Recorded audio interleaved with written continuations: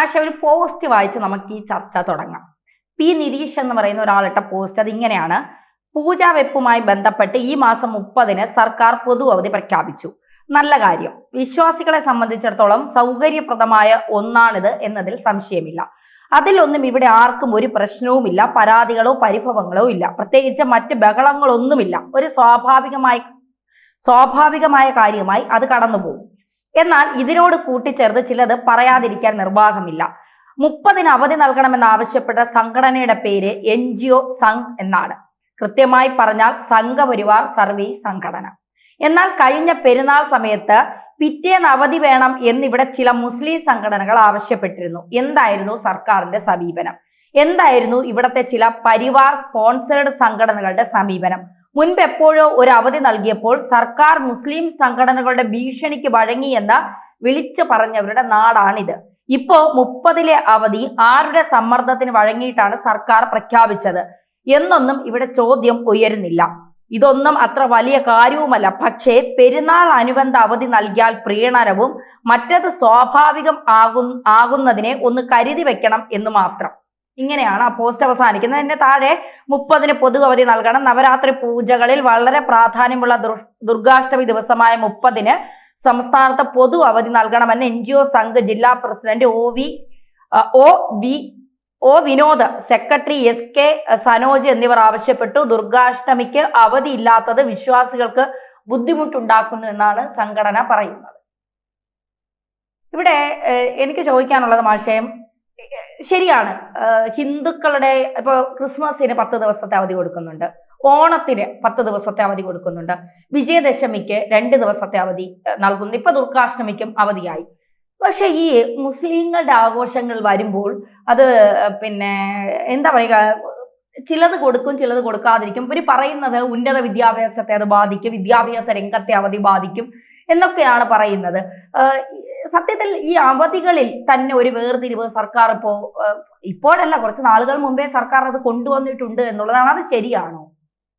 അല്ല, നമ്മുടെ നാട്ടിൽ ഈ അവധികളൊക്കെ പെരുന്നാളും അതേപോലെ തന്നെ മറ്റു ഉത്സവങ്ങൾ, ഇപ്പോൾ ഓണമായാലും ക്രിസ്മസ് ആയാലും ഒക്കെ ബന്ധപ്പെട്ട് ചില വിദ്യാഭ്യാസ സൗകര്യങ്ങളുടെയും പ്രശ്നങ്ങളുടെയും അടിസ്ഥാനത്തിലാണ് അതൊക്കെ തീരുമാനിച്ചിരിക്കുക. ക്രിസ്മസിന് 10 ദിവസം അവധി എന്ന് പറയുന്നത് ക്രിസ്മസ് ആഘോഷിക്കാൻ വേണ്ടിയിട്ടുള്ള, നമ്മൾ പരീക്ഷകളൊക്കെ നടത്തുന്ന സമയത്ത് പരീക്ഷയോട് അനുബന്ധമായിട്ട് കുട്ടികൾക്കൊരു ഇടവേള എന്ന നിലക്കാണ് ആ സമയത്ത് ആ ഒഴിവ് വരും.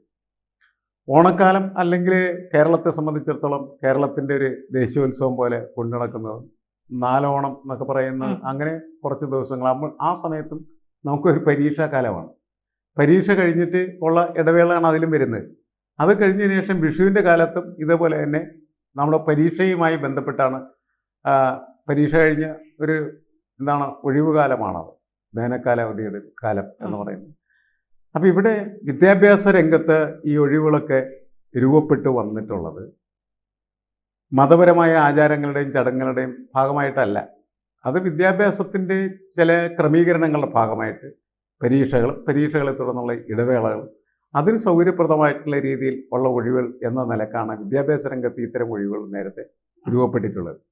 ഈ വിജയദശമിക്കാണെന്ന് വെച്ചാൽ വിദ്യാരംഭം എന്ന് പറയുന്നത് കേരളത്തിൽ ഏതാണ്ട് എല്ലാവരും ഒരുമിച്ച് ഇങ്ങനെ ആഘോഷിക്കുന്ന ഒരു സംവിധാനമാണ്. അപ്പം ഇങ്ങനെ വന്ന നമ്മളുടെ നിത്യജീവിതവുമായി ബന്ധപ്പെട്ട് രൂപപ്പെട്ട ചില പ്രായോഗികമായ സംവിധാനങ്ങളുടെ ഒരു പ്രതിഫലനം എന്ന നിലക്കാണ് അത് മുൻകാലങ്ങളിലെല്ലാം ഉപയോഗിക്കപ്പെട്ടിരുന്നത്. അന്ന് തർക്കങ്ങളില്ല.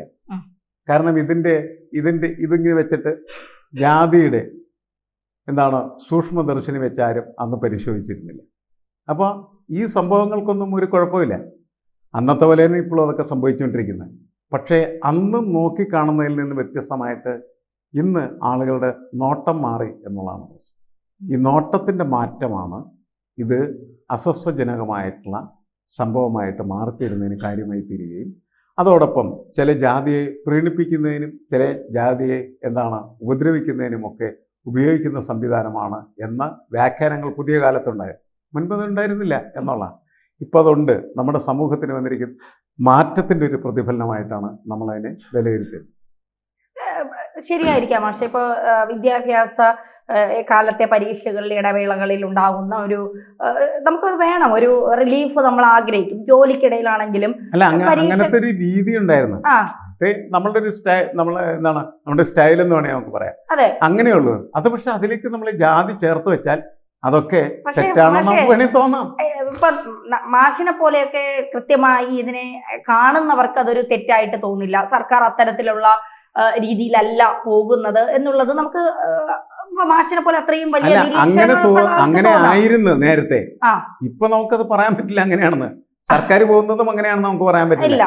കാലം മാറിയ സമയത്ത് നമ്മുടെ സമൂഹത്തിന്റെ കാഴ്ചപ്പാടുകൾ മാറുകയും അത് നല്ലതല്ലാത്ത കാഴ്ചപ്പാടുകളായി തീരുകയും ചെയ്തപ്പോൾ ഉണ്ടായ ഒരു പ്രശ്നമാണ് ഈ പ്രശ്നം എന്നുള്ളതാണ്. ഇതിൽ സർക്കാരും അതിനകത്ത് മുക്തമാണെന്ന് ഞാൻ പറയുന്നില്ല. സർക്കാരും നമ്മളീ പറയുന്നവരെ കൊറികൾ വരച്ചു വെക്കുന്ന ആളുകളുണ്ടല്ലോ, അതുപോലെ തന്നെ പഴയ കാലത്ത് ഇങ്ങനെ ഈ സംഘടനകളൊന്നും അന്വേഷിക്കാൻ വരില്ല, ഒഴിവ് കൊടുക്കണം എന്നുള്ള പോസ്റ്റൊന്നുമില്ല. കാരണം ഒന്ന് പോസ്റ്റ് ഇടാനൊന്ന് സംവിധാനം ഉണ്ടായിരുന്നില്ല. പുതിയ കാലത്താണല്ലോ നമ്മുടെ ഫേസ്ബുക്കും മറ്റുമൊക്കെ ഉയർന്നു വന്ന ഈ സോഷ്യൽ മീഡിയ എന്ന് പറയുന്ന സാധനത്തിനകത്ത് ആർക്കും എന്തും എഴുതി വെക്കാം എന്നുള്ള ഒരു സാഹചര്യമുണ്ട്. അങ്ങനെ കാലത്ത് എഴുന്നേൽക്കുന്ന സമയത്ത് ഒരുത്തിന് തോന്നുകയാണ്, മൂത്രം ഒഴിക്കാൻ തോന്നുന്നത് പോലെ പോസ്റ്റ് ഇടണം, നാം പോസ്റ്റ് ഇടുന്നു. ആ പോസ്റ്റിൽ ശരിയും തെറ്റൊന്നും അവൻ്റെ പ്രശ്നമൊന്നുമല്ല. പക്ഷെ നമ്മളുടെ സമൂഹം അങ്ങനെ വരുന്ന പോസ്റ്റുകളെ ഇപ്പം നമ്മൾ ചർച്ച ചെയ്യുന്നത് പോലെ ചർച്ച ചെയ്യാൻ ബാധ്യസ്ഥരായിരിക്കുന്ന, നിർബന്ധിതമായിരിക്കുന്ന ഒരു കാലമാണ്. ഈ എഴുത്തിൻ്റെ ഒരു പ്രത്യേകത എന്ന് പറയുന്നത്, ഒരു കാലത്ത് എഴുതുന്ന ആള് എന്തെഴുതിയാലും അതങ്ങനെ പ്രസിദ്ധീകരിക്കുന്ന രീതി ഉണ്ടായിരുന്നില്ല. അത് പരിശോധിക്കാനും ശരിയായിട്ടുള്ള കാര്യങ്ങളാണെങ്കിൽ മാത്രം പ്രസിദ്ധീകരിക്കാനും ഒരു സംവിധാനമാണ്, ഒരു ചെക്ക് മെഷർ ഉണ്ടായിരുന്നു. അയാളെയാണ് നമ്മൾ എഡിറ്റർ എന്ന് വിളിച്ചിരുന്നത്. ഇന്ന് എഡിറ്റർ ഇല്ല. സോഷ്യൽ മീഡിയയിൽ എന്ത് എഡിറ്റർ? എനിക്ക് തോന്നുന്ന കാര്യങ്ങൾ ഞാൻ എഴുതി അങ്ങനെ തന്നെ പോസ്റ്റ് ചെയ്യലേ ചെയ്യുന്നു. പഴയ കാലത്ത് ഒരു പത്രത്തിൽ ഒരു കവിത വരുന്നതിനോ ചെറുകഥ വരുന്നതിനോ ലേഖനം വരുന്നതിനൊക്കെ വളരെ സൂക്ഷ്മമായിട്ടുള്ള പരിശോധനയ്ക്ക് ശേഷം മാത്രമേ അത് വരാനായിട്ട് ഇടയുണ്ടായിരുന്നുള്ളൂ. അത് നല്ലൊരു കാര്യമായിരുന്നു ശരിക്കും പറഞ്ഞാൽ. കാരണം ഞാനിപ്പോൾ സംസാരിക്കുമ്പോൾ പോലും ഞാൻ സംസാരിക്കുന്നതിൽ മുഴുവൻ ശരിയായ കാര്യങ്ങളാണ് എന്ന് ഉറപ്പുവരുത്താൻ ഉള്ള സംവിധാനം എന്നിലില്ല. ഒരുപക്ഷെ ചിലപ്പോൾ എൻ്റെ ജീവിതാനുഭവങ്ങൾ കൊണ്ടും വായനാനുഭവം കൊണ്ടും അത് ഞാൻ അറിയാതെ ക്രമീകരിക്കപ്പെടുന്നുണ്ടെങ്കിൽ നല്ലത് എന്നേ പറയാൻ പറ്റുള്ളൂ. എഴുതുമ്പോഴും അങ്ങനെ തന്നെയാണ്. ഞാൻ എഴുതിയത്, ഞാൻ സംസാരിച്ചതായിട്ടുള്ള കാര്യങ്ങൾ മറ്റൊരാൾ കേട്ടിട്ട്, മറ്റൊരാൾ വായിച്ചിട്ട് അതിൽ ഇന്ന പോരായ്മകളുണ്ട് അല്ലെങ്കിൽ ഇന്ന ശരിയില്ലായ്മയുണ്ട് എന്ന് കണ്ടെത്തി എനിക്ക് എന്നോട് സൂചിപ്പിക്കുകയും എന്നെ തിരുത്തുകയും ചെയ്യുന്നൊരു സംവിധാനമാണ് എപ്പോഴും നല്ലത്. അത് പക്ഷേ ഇന്നത്തെ ഒരു ലോകത്തില്ല. അതുകൊണ്ട് ആളുകളെല്ലാം പ്രമാണിമാരായി മാറുകയും അവർ പോസ്റ്റ് ചെയ്യുന്ന സാധനങ്ങളൊക്കെ സമൂഹത്തിന് വലിയ പ്രതിഷ്ഠകളായി തീരുകയും ആ പ്രതിഷ്ഠകൾ വായിക്കാനും ചർച്ച ചെയ്യാനും അതിനെക്കുറിച്ച് തല്ലുപിടിക്കാനും കോലാഹലം ഉണ്ടാക്കാനൊക്കെ ആളുകൾ തയ്യാറാവുന്നൊരു വ്യവസ്ഥയിലേക്ക് നമ്മൾ പോയിക്കൊണ്ടിരിക്കുകയാണ് ചെയ്യുന്നത്. എന്താണ് തന്നെ പറയാൻ ഉദ്ദേശിച്ചത്? ഞാൻ പറയാൻ ഉദ്ദേശിച്ചത് മാഷെ ശരിയാണ്, മാഷ് പറയുന്നതിനോട് ഞാൻ യോജിക്കുന്നു. പക്ഷേ ചില അവസരങ്ങളിൽ നമ്മൾ ഇപ്പൊ പിണറായി സർക്കാരിന്റെ ഒരു ചിന്ത എന്ന് പറയുന്നത് ഭൂരിപക്ഷത്തെ കൂടെ നിർത്തുക എന്നുള്ളതാണ്. അപ്പൊ അവരുടെ ആഘോഷങ്ങൾ മാക്സിമം അവരെ സന്തോഷിപ്പിക്കുക എന്നുള്ളതാണ്. ഭൂരിപക്ഷം എന്ന് പറഞ്ഞാൽ ഹിന്ദുക്കളാണ്. അപ്പൊ ഹിന്ദുക്കളെ മാക്സിമം സന്തോഷിപ്പിക്കുക എന്നുള്ള ഒരു തീരുമാനത്തിലേക്ക് സർക്കാർ പൂർണ്ണമായും എത്തിക്കഴിഞ്ഞു എന്നുള്ളത് തന്നെയാണ് നമ്മൾ മനസ്സിലാക്കുന്നത്. പക്ഷെ അവിടെ ഈ ന്യൂനപക്ഷങ്ങൾ അവഗണിക്കപ്പെടുന്ന ഒരു പ്രതീതി ഉണ്ടാകുന്നില്ല. ഇപ്പോൾ പെരുന്നാളിന് ഒരു അവധി കൂടി കൂടുതൽ കൊടുത്താൽ കേരളത്തിനൊന്നും സംഭവിക്കാൻ പോകുന്നില്ല.